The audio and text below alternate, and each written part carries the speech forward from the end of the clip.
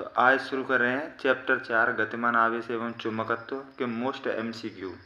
और ये जो चैप्टर है वो राजस्थान बोर्ड में 4 नंबर का है। इसमें एक ऑब्जेक्टिव है और एक दीर्घ उत्तरीय 3 नंबर का क्वेश्चन है। कुल मिला के 4 नंबर का इस प्रकार से है। तो ये ऑब्जेक्टिव सीरीज है। तो इसमें करते हैं अपन। क्वेश्चन नंबर पहला है, एक समान वेग से आवेशित गतिमान कण उत्पन्न करता है।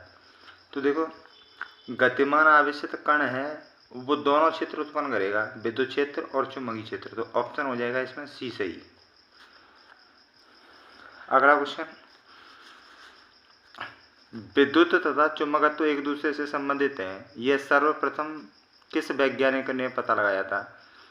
तो विद्युत और चुंबकीय क्षेत्र इन दोनों में संबंध का सबसे पहले ओरस्टेड ने पता लगाया था। ओरस्टेड, ऑप्शन नंबर ए सही है। अगला क्वेश्चन, चुंबकीय क्षेत्र की विमा होगी और चुंबकीय क्षेत्र की विमा को निकालते हैं। मैं निकाल के बताता हूँ आपको। देखो, चुंबकीय क्षेत्र एक बल F बराबर क्यू वी, तो बल F बराबर क्यू वी बी होता है। अब यहाँ से अगर मैं V का मान निकालना चाहूँ तो V बराबर होगा अपना F अपॉन क्यू वी। इन दोनों का मैंने इधर ले जाके भाग दे दिया। अब F क्या है? बल की विमा होती है m1 L1 T-2 अपॉन आवेश की विमा होती है m1 T1। और V क्या है? वेग की विमा क्या होती है? वेग क्या होता है? विस्थापन बट्टे समय, यानी कि विमा इसकी हो जाएगी L1 T-1। अब इनको मिक्स करेंगे तो m1 L1 और एक L ये नीचे है, ये ऊपर जाएगा तो 1 - 1 यानी कि L0। T-2 ये है और ये वाला 1 इस वाले -1 से कैंसिल आउट हो जाएगा, ये वाला इससे, क्योंकि ये प्लस का है ये माइनस का है। तो अब बचा क्या? T-2 और ये A1 ऊपर जाएगा तो ये हो जाएगा A-1। तो विमा फाइनल इसकी आ गई m1 L-2 और A-1। ये होगी विमा। ऑप्शन देखते हैं कौन सा है। m1 L-2 m1 L-2 A-1, option A सही है इसका, राइट ऑप्शन। अगला क्वेश्चन है, जब कोई आवेशित कण एक समान चुंबकीय क्षेत्र में प्रवेश करता है तो इसकी गतिज ऊर्जा अचर रहती है, घटती है, बढ़ती है या फिर शून्य हो जाती है। तो जब भी कोई आवेशित कण है वो एक समान चुंबकीय क्षेत्र में प्रवेश करेगा तो उसकी जो गतिज ऊर्जा है वो अचर ही रहेगी। ऑप्शन ए सही होगा इसमें। अगला क्वेश्चन, एक समान चुंबकीय क्षेत्र में वृत्तीय गति करते किसी आवेशित कण का आवर्तकाल स्वतंत्र होता है। तो देखो, एक समान वृत्तीय गति में वृत्तीय गति करते किसी कण का जो आवर्तकाल का सूत्र होता है T बराबर 2πm/q, इसे दिया जाता है। क्लियर? T बराबर 2πm/q, यानी कि आवर्तकाल कण के द्रव्यमान पे निर्भर है, आवेश पर निर्भर है और चुंबकीय क्षेत्र पर निर्भर है। इन तीनों पे तो निर्भर है। अब ये कह रहा है क्वेश्चन में, इसने कहा है कि स्वतंत्र होता है, आवर्तकाल स्वतंत्र होता है, मतलब किस पर निर्भर नहीं करता, इन पे तो निर्भर करता है। और स्वतंत्र किस पे है? तो ऑप्शन देखते हैं 4 पर। द्रव्यमान पर, तो द्रव्यमान तो इसमें m दिया ही है, आवेश दिया ही है, आवेश पर निर्भर करता है, चुंबकीय प्रेरण या चुंबकीय क्षेत्र इस पर भी निर्भर करता है। तो बचा क्या ऑप्शन अपना? 4 पर, यानी कि ए ऑप्शन इसका राइट होगा। अगला क्वेश्चन नंबर 6, एक अल्फा कण एवं एक प्रोटॉन समान वेग से एक चुंबकीय क्षेत्र के लंबवत गतिमान है। यानी कि एक अल्फा कण है और एक प्रोटॉन है, दोनों समान वेग से चुंबकीय क्षेत्र के लंबवत गतिमान हैं। तब इनके वृत्ताकार मार्ग की त्रिज्याओं का अनुपात होगा। तो देखो त्रिज्या हमें पता है कि इसको मैं सॉल्व कर रहा हूँ क्वेश्चन नंबर 6। सबसे पहले हमें पता है कि कोई भी कण किसी चुंबकीय क्षेत्र में अगर गतिमान होगा तो उस पर एक अभिकेंद्रीय बल कार्य करेगा, क्योंकि वृत्तीय गति में वृत्तीय पथ पर गति करता है तो एक अभिकेंद्रीय बल कार्य करता है। और यहाँ पे जो अभिकेंद्रीय बल है ये कौन प्रोवाइड करता है? वैद्युत चुम्बकीय बल। वैद्युत चुम्बकीय बल प्रोवाइड कराता है, यानी कि QVB ये वैद्युत चुम्बकीय बल हो गया। ये बराबर होगा mv²/r। यहाँ से V से V अगर मैं काट दूँ तो QV बराबर mv/r। और मुझे क्या निकालना है? ये पथ की त्रिज्या है, इसका मान मुझे चाहिए। तो R बराबर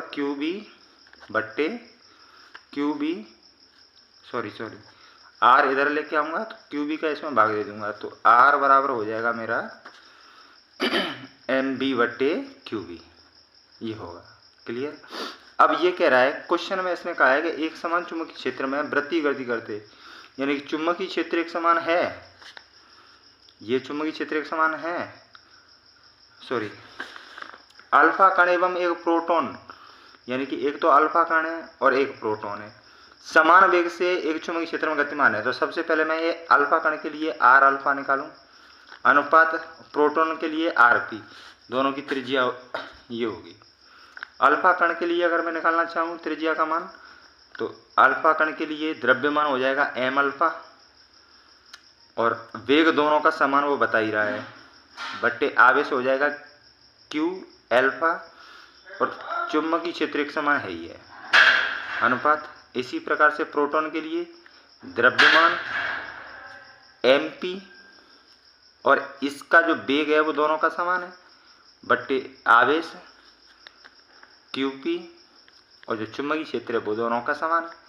ये और ये इन दोनों में कट गया, बचा गया यहाँ पे m अल्फा बट्टे Q अल्फा अनुपात MP/QP, ये बचा। अब यहाँ पे ध्यान से देखना, अल्फा कण का जो द्रव्यमान होता है वो प्रोटॉन के द्रव्यमान का 4 गुना होता है, यानी कि यहाँ पे 4 MP कर सकता हूँ मैं अनुपात MP, बट्टे अल्फा कण का जो आवेश होता है वो प्रोटॉन के चार्ज का 2 गुना होता है, यानी कि 2 QP और यहाँ पे QP। ये इससे कटी, ये इससे कटी, ये कट गई इससे 2 बार, तो 2:1। यहाँ पे फाइनल आंसर आ गया अपना 2:1। तो ऑप्शन इसमें सही हो जाएगा अपना ऑप्शन नंबर 2:1, यानी कि ऑप्शन डी में आ रहा है 2:1, राइट ऑप्शन होगा ये। हाँ, अगला क्वेश्चन, यदि किसी आवेशित कण का प्रारंभिक वेग चुंबकीय क्षेत्र की दिशा के लंबवत है तो उसका पथ होगा।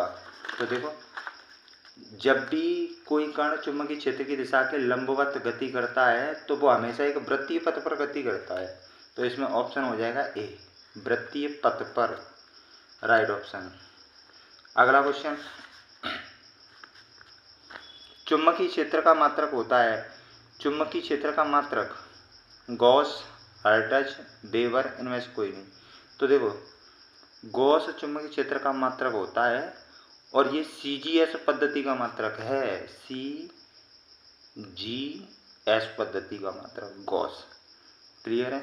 और MKS पद्धति का भी याद रखना, टेस्ला होता है चुंबकीय क्षेत्र का मात्रक। तो ये हो गया अपना 8वें का आंसर। अगला क्वेश्चन, कुछ दूरी पर स्थित 2 समांतर चालक तार A और B में धारा एक ही ओर प्रवाहित हो रही है, एक ही ओर प्रवाहित हो रही है, तो दोनों चालक होंगे आकर्षित, प्रतिकर्षित, आकर्षित व प्रतिकर्षित, या इनमें से कोई नहीं। तो इसको देख लो, देखो ये अगर 2 चालक तार हैं, एक चालक तार ये है, एक चालक तार ये है, और इन दोनों में जो धारा की डायरेक्शन है वो एक ही ओर है, इसमें I1 मान लो, इसमें I2 मान लो, ये तार A है, ये तार B है, धारा की दिशा दोनों में अगर एक ही ओर है तो हमेशा, और ये कुछ दूरी पर, यानी कि कोई दूरी मान लो R दूरी पर स्थित है, तो ये हमेशा एक दूसरे को आकर्षित करेंगे, आकर्षित, क्लियर है। दूसरे को आकर्षित करेंगे। और एक चीज और ध्यान रखना, क्वेश्चन इसके विपरीत आ जाए कि ये दोनों चालक तारों में धारा विपरीत दिशा में प्रवाहित हो तो ये एक दूसरे को प्रतिकर्षित करते हैं। बस सिंपल सा लॉजिक ये है। तो इसमें ऑप्शन हो जाएगा अपना आकर्षण, यानी कि ऑप्शन आकर्षण कौन सा है, ए, आकर्षित करेंगे। Question number 9। अगला क्वेश्चन 10, धारावाही कुंडली में ऊर्जा संचित होती है। अब धारावाही कुंडली में ऊर्जा संचित होती है तो देखो कोई भी धारावाही कुंडली होगी उसमें जो ऊर्जा संचित होगी वो चुंबकीय ऊर्जा के रूप में संचित होगी धारावाही कुंडली में। तो ऑप्शन बी सही होगा इसमें, राइट ऑप्शन। सॉरी, ये बी ये है तो ये सी होगा, ये मुझसे गलती हो गई, ये सी है। तो ऑप्शन सी सही होगा इसमें। अगला क्वेश्चन, एक टोरॉइड के अंदर उत्पन्न चुंबकीय क्षेत्र बी है तथा एकांक लंबाई में फेरों की संख्या n है एवं धारा I प्रवाहित हो रही है तो इसके बाहर चुंबकीय क्षेत्र का मान होगा। तो देखो जैसे ये टोरॉइड है, ये मैंने एक टोरॉइड बनाया, ये इसका एक तार है और यहाँ पे कुंडली लपेटी गई है। इस तरीके से पूरी की पूरी कुंडली यहाँ पे लपेटी गई है। तो यहाँ पे चुंबकीय क्षेत्र शून्य होता है, यहाँ पर इसके बाहर भी चुंबकीय क्षेत्र शून्य होगा। जितना भी चुंबकीय क्षेत्र होता है वो इसकी इस वाली अक्ष पर स्थित होता है, यहाँ पे सेंटर में, यानी कि टोरॉइड के अंदर। तो बाहर और इसके केंद्र पर शून्य होता है, जीरो, कोई भी चुंबकीय क्षेत्र नहीं होता। तो इसमें ऑप्शन हो जाएगा अपना शून्य, ए, राइट आंसर ए सही होगा इसमें। अगला क्वेश्चन, एक लंबे तथा सीधे धारावाही चालक तार से r दूरी पर उत्पन्न चुंबकीय क्षेत्र B है। यदि तार में प्रवाहित धारा नियत हो तो r/2 दूरी पर उत्पन्न चुंबकीय क्षेत्र का मान होगा। इसको सॉल्व करते हैं।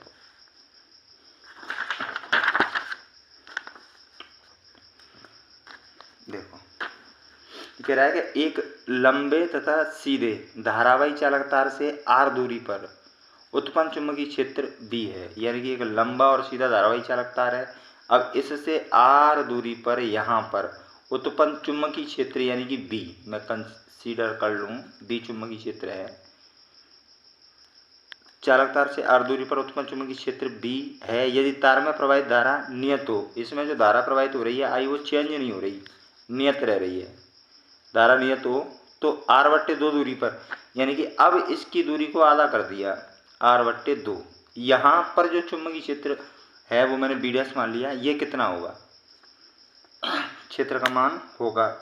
तो अब इसको मैं सॉल्व करता हूँ। देखो फॉर्मूला होता है B बराबर μ0 I/2πr, क्योंकि यहाँ से मैं अगर एम्पियर का नियम लगा दूँ तो ये एम्पियर ये परिपथ बन जाएगा। तो μ0 I/2πr हो जाएगा यहाँ से, क्लियर। अब ये क्या क्या कह रहा है, शर्त क्या है कि I तो नियत है, I में कोई चेंज नहीं करना, केवल R में चेंज करना है, यानी कि R' अब जो नया है वो r/2 है। अगर ये अब मैं मान लूँ कि अब जो पॉइंट इस वाले पॉइंट पर चुंबकीय क्षेत्र B' है तो B' बराबर निकालना चाहूँ तो μ0 I को चेंज नहीं करना बटे 2π, R को चेंज करना है और R कितना हो जाएगा, r/2। इस 2 से ये 2 कैंसिल आउट हो गई तो μ0 I बटे यहाँ पे बची ये 2 से ये 2 कैंसिल आउट, यानी कि πr। या कैंसिल आउट ना करें अपन, इसको मैं ऊपर लेके जाता हूँ, क्लियर। इसको मैं कैंसिल आउट नहीं कर रहा, इसको ऊपर लेके जा रहा हूँ। तो ये ऊपर जाएगी तो ये हो जाएगी 2μ0 I बट्टे 2πr, क्लियर है। ये मैंने रख लिया। अब ये 2μ0 I बटे 2πr ये किसके बराबर है, ये तो B के ही बराबर है। तो यहाँ पे मैं लिख सकता हूँ 2B, यही अपना आंसर होगा 2B। तो राइट ऑप्शन कौन सा है इसमें, 2B, यानी कि B ऑप्शन राइट है। सही हो गया। अगला क्वेश्चन, हाँ अगला क्वेश्चन, एक वृत्तीय कुंडली में बहने वाली धारा को 2 गुना कर दिया जाता है। यानी कि एक वृत्तीय कुंडली है, उसमें बहने वाली धारा को 2 गुना कर दिया जाता है तथा फेरों की संख्या आदि करने पर इसके केंद्र पर चुंबकीय क्षेत्र का मान होगा। तो सबसे पहले तो मैं केंद्र पर चुंबकीय क्षेत्र के मान का फॉर्मूला लिखता हूँ।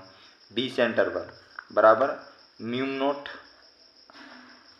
एन आई बट्टे 2r, ये होता है अपना फॉर्मूला, म्यू नॉट एन आई बट्टे 2r। अब क्वेश्चन में क्या कह रहा है ये कि वृत्तीय कुंडली में बहने वाली धारा को 2 गुना, यानी कि आई डैश है वो 2i कर दिया है, धारा को 2 गुना। साथ साथ में फेरों की संख्या आदि, यानी कि एन डैश है वो n बट्टे 2 कर दी जाती है। इसके केंद्र पर चुंबकीय क्षेत्र का मान होगा। तो अब जो बी डैश मान मैं निकालने जा रहा हूँ वो कैसे निकालेंगे, म्यू नॉट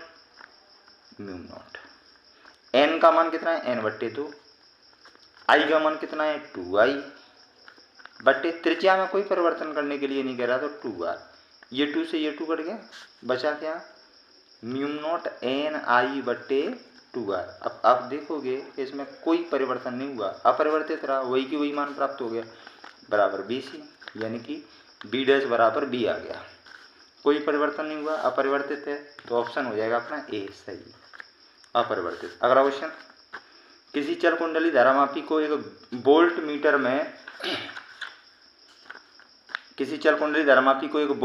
में रूपांतरित किया जाता है।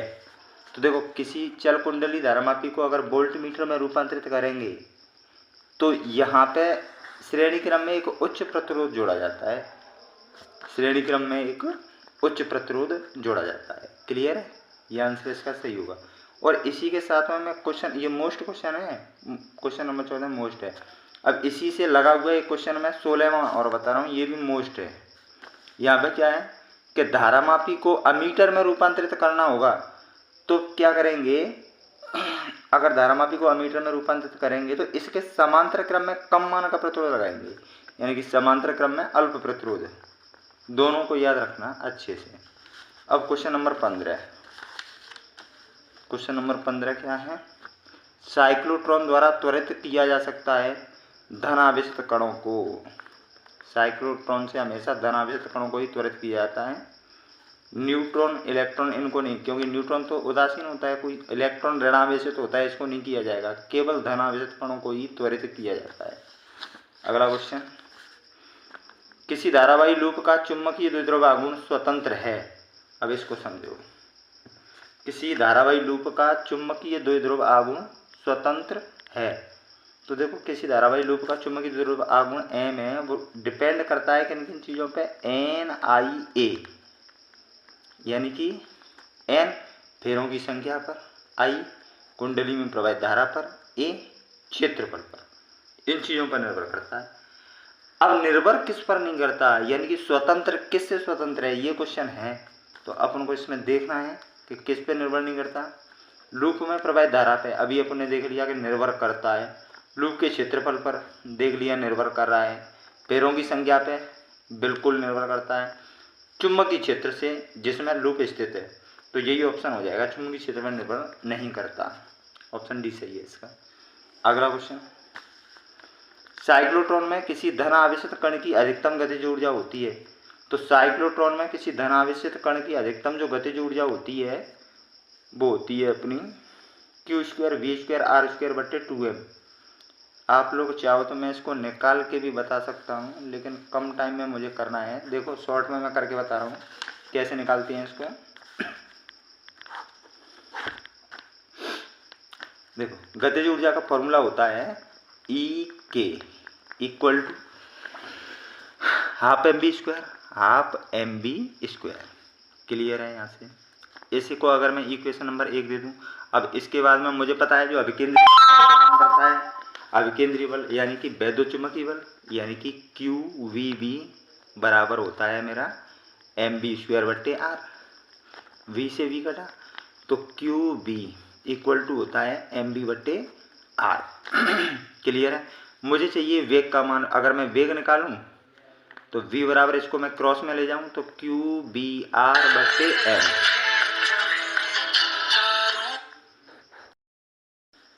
क्यू बी आर बट्टे एम। क्लियर है यहाँ तक? आगे अब ये मान उठा के अगर इसको मैं इक्वेशन नंबर 2 दूँ तो ये मान उठा के मैं किस में रख रहा हूँ, समीकरण फर्स्ट में रख रहा हूँ। यहाँ से यहाँ ले जा रहा हूँ इस मान को मैं v की जगह पे। तो गतिज ऊर्जा E के बराबर कितनी हो जाएगी अगर मैं इस मान को v की जगह पे रखूँगा तो m, और नीचे आ रही है, और b की जगह पे मुझे रखना है क्यू बी आर बट्टे एम का वर्ग, और ये नीचे ये वाला r चल ही रहा है। क्लियर है? या इसको मैं लिख सकता हूँ एम क्यू स्क्वायर, इसका वर्ग मैं खोल रहा हूँ, बी स्क्वायर आर स्क्वायर बट्टे ये वाला आर और ये वाला एम स्क्वायर हो जाएगा। क्लियर है? इस एम से ये स्क्वायर कट गई तो आगे ये 1/2 और लगा हुआ है, ये अपने कहाँ छोड़ दिया, 1/2। क्लियर है? हाँ देखो इसमें ऊपर एक गलती हो गई, इसमें ये आर नहीं आएगा, आर देखो ई के 1/2 1/2 आ गई, एम की एम आ गई, वी की जगह पे मैंने ये वाला मान रख दिया क्यू बी आर बट्टे एम, क्यू बी आर बट्टे एम। क्लियर है? इसका वर्ग करेंगे तो Q square B square R square बट्टे ये वाला एम का स्क्वायर, ये आर नहीं आएगा, यहाँ पे 1/2 चल रहा है, एम से इसकी स्क्वायर कट गई। अब ये फाइनल क्या बचा, Q square B square R square और नीचे क्या बचा 2m, तो ये आएगा आंसर। तो ऑप्शन कौन सा सही हो गया इसमें, पहले मैंने बता दिया डी, राइट ऑप्शन। अगला क्वेश्चन, दो समान लंबाई के समांतर तारों में समान धारा एक ही दिशा में प्रवाहित होती है, यानी कि ये दो समान लंबाई के समांतर तार हो गए, दोनों में एक ही दिशा में I1 समान धारा प्रवाहित हो रही है, I और I। क्लियर? एक ही दिशा में प्रवाहित हो रही है।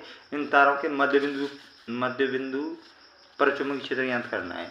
तो मैंने मान लिया कि इनका मध्य बिंदु ये है, यहाँ पे चुंबकीय क्षेत्र ज्ञात करना है। क्लियर? तो देखो ये तार ए है और ये बी है।